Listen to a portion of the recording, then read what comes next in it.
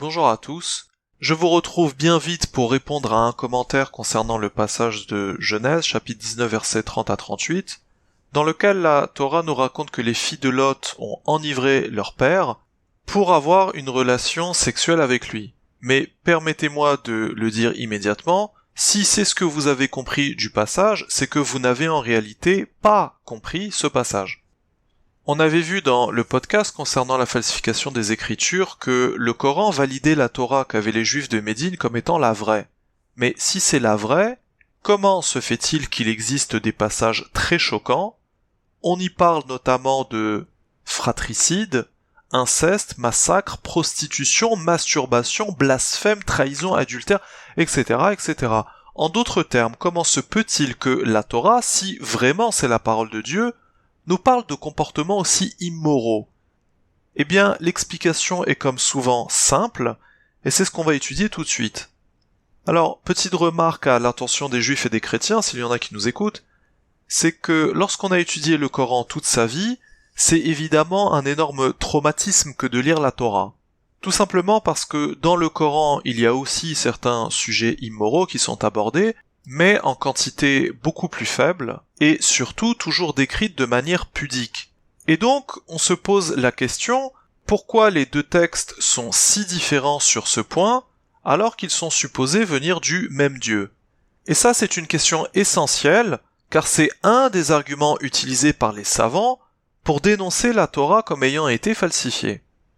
Alors la réponse est simple, les deux livres ont des contraintes et des objectifs différents.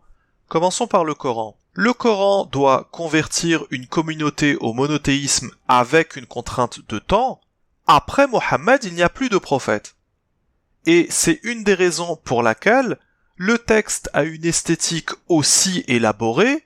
Il faut que le texte soit convaincant et séduisant, le style et le sens, afin que Mohammed puisse avoir avant sa mort suffisamment d'adeptes pour reprendre la Masjid al-Haram qu'Abraham et Ismaël avaient construite et en faire un centre spirituel monothéiste.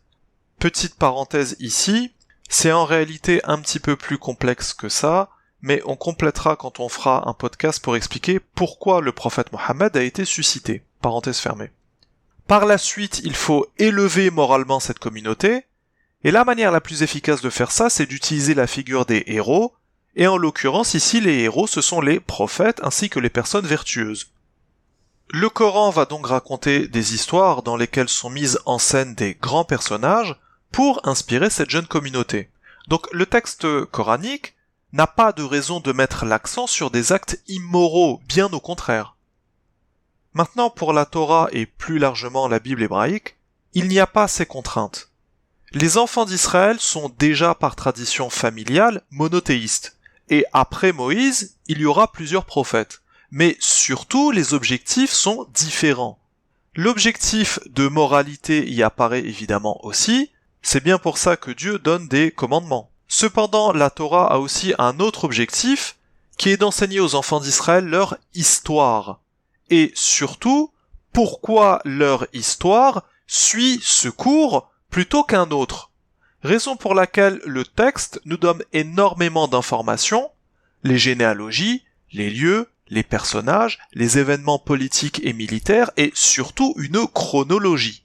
Par conséquent, à cause de ces objectifs, la Torah est obligée de raconter ce que les êtres humains font, que ce soit en bien ou en mal.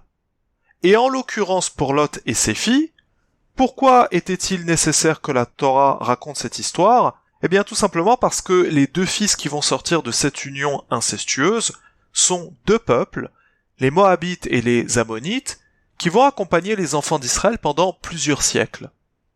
On va maintenant rapidement rappeler le contexte. Le demi-frère d'Abraham qui s'appelle Haran est mort en laissant 3 enfants derrière lui, Milka, Yiska et Lot. Yiska c'est en réalité Sarah, qui est donc la sœur de Lot, mais aussi la femme d'Abraham. Donc ce qu'on est en train de dire, c'est que Abraham s'est marié avec sa demi-nièce. Et d'ailleurs, l'autre frère d'Abraham qui s'appelle Nahor va se marier avec l'autre demi-nièce, avec Milka. Et pourquoi est-ce qu'ils ont fait ça? Eh bien, tout simplement parce qu'ils viennent de perdre un frère, un demi-frère, et qu'il est hors de question d'abandonner ses filles à une autre famille. Rappelez-vous qu'à cette époque, et c'est aussi vrai encore de nos jours, c'est la femme qui quitte sa famille pour aller s'intégrer dans la famille de son mari, et les enfants qui naissent de cette union porteront le nom du mari. Or, la famille d'Abraham est petite, ils ne veulent donc pas qu'il y ait de séparation, et pour préserver le noyau familial et le souvenir de Haran, la famille se marie entre elles. Et comprenez bien que c'était normal de faire ça à cette époque, c'était accepté socialement, surtout dans leur cas à eux. Mais surtout c'était accepté de Dieu, car à ce moment-là de l'histoire, Abraham est déjà prophète. Donc si Dieu avait considéré cette union comme illicite, il lui aurait tout simplement interdite. Ajoutez à cela que Sarah a foi en Abraham et en Dieu, il est donc hors de question de l'abandonner à un autre homme. La suite de l'histoire, vous la connaissez, Abraham émigre en terre cananéenne avec sa femme Sarah, et aussi avec son neveu Lot. Lot veut accompagner son oncle parce qu'il a foi en lui, en tant que prophète, et il croit en Dieu. Et un jour, Lot, qui avait beaucoup de troupeaux, va se séparer d'Abraham pour vivre pas très loin, dans une terre très fertile, les villes de la mer Morte, dont vous devez connaître deux des plus célèbres d'entre elles, les villes de Sodome et Gomorrhe. Lot va devenir juge dans la ville de Sodome, et c'est comme ça qu'il va essayer de changer la manière de vivre et de penser de la ville. Sauf que ça ne fonctionne pas du tout, et Dieu va détruire les villes. La femme de Lot va mourir, mais Lot et ses deux filles sont épargnés parce qu'ils sont vertueux. Maintenant qu'on a tout ça en tête, on va lire et commenter les versets de la Torah. Lot quitta Tsoar pour la hauteur et se fixa sur la montagne avec ses deux filles, car il craignait de rester à Tsoar, il habita dans une caverne lui et ses deux filles. Alors pourquoi craignait-il de rester là-bas? Il y a deux possibilités. Soit parce qu'il avait peur d'être considéré comme portant le mauvais œil. Je vous rappelle que Lot est monothéiste et hébreu, et non pas cananéen et polythéiste. Ensuite, c'est aussi le seul rescapé des villes détruites. Soit parce qu'il avait peur que Dieu ne détruise cette ville dans les quelques jours qui allaient suivre. On continue avec les deux versets les plus importants, le 31 et le 32. L'aîné dit à la plus jeune, « Notre père est vieux, et il n'y a point d'homme dans le territoire pour s'unir à nous, selon l'usage du monde. » Alors, il y a plein de choses à comprendre dans ce verset-là. La première chose à comprendre, c'est que c'est une citation. La Torah, ici, ne fait pas de description objective de la situation, mais répète la vie, répète la subjectivité de l'aîné.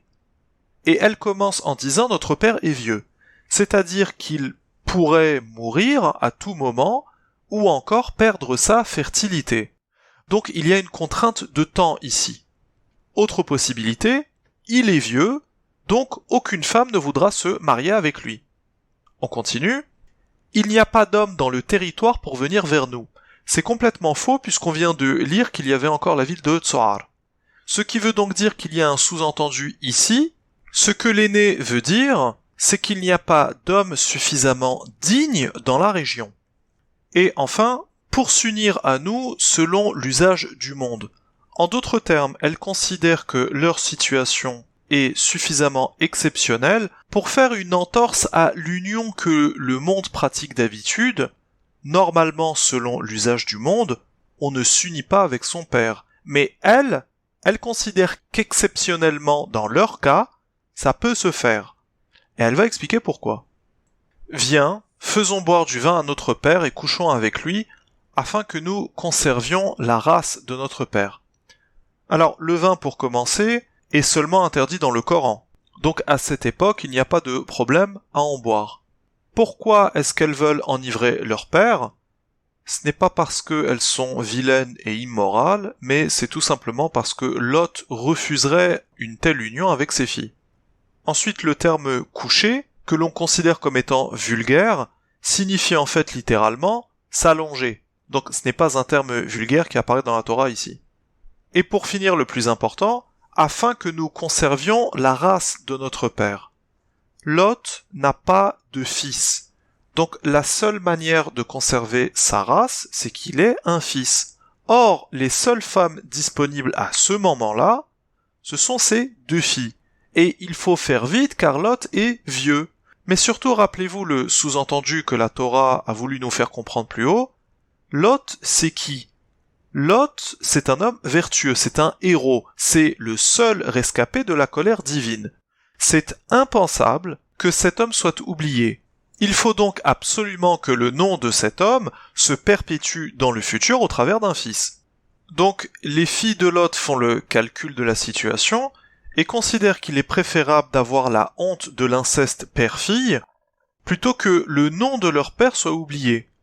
Je vous rappelle un détail important, c'est que Dieu a aussi sauvé les filles de Lot parce qu'elles étaient elles-mêmes vertueuses. Ce qui signifie qu'elles n'ont pas une manière de penser perverse. Même si l'acte en lui-même semble abominable, il n'est pas motivé par de mauvaises intentions. Et pour résumer la suite des versets, Lot ne s'aperçoit de rien, il est ivre, les deux filles couchent avec leur père pour maximiser les chances d'avoir au moins un fils, et comme vous le savez, chacune d'entre elles va avoir un fils. Moab qui signifie littéralement deux papas, un fils qui vient de papa, et le deuxième, Ben-Ami, qui peut avoir deux traductions je crois, fils de mon peuple ou encore fils de mon parent. Et de ces deux enfants vont sortir deux nations limitrophes d'Israël, qui va l'accompagner pendant plusieurs siècles. En d'autres termes, la Torah nous a raconté cette histoire parce qu'elle a une grande importance dans l'histoire d'Israël. Je terminerai par une parole coranique qui provient de la sourate 33 au verset 53. Dieu n'a pas honte de la vérité. Voilà pour les explications, j'espère que c'est beaucoup plus clair. Je vous encourage à lire la Bible hébraïque.